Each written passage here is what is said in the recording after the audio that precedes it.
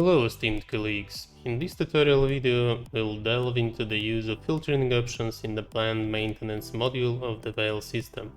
Start by accessing the maintenance module. You can do this either by clicking on maintenance on the system's home page or selecting it from the main menu on the left hand side of your screen.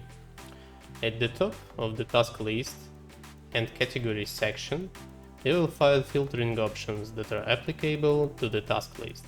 A key feature is the search field located above the category section. Simply type in the information you are seeking in tasks,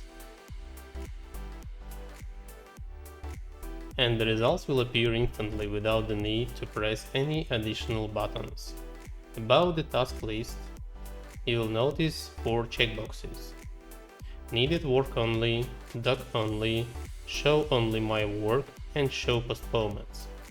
Each of these checkboxes acts as a filter for the task list. The needed work only checkbox filters the list to show only tasks that are currently need to be carried out. By deselecting this checkbox, you can view all planned tasks. The doc only checkbox filters the list to display only tasks that need to be performed in docs. The show only my work checkbox is useful for viewing tasks assigned to the individual currently logged into the system.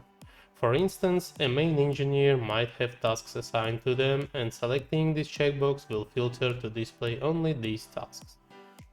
The show postponement checkbox will reveal tasks that have previously been postponed and will be completed later. To the right of the checkboxes, there are additional time-based filtering options.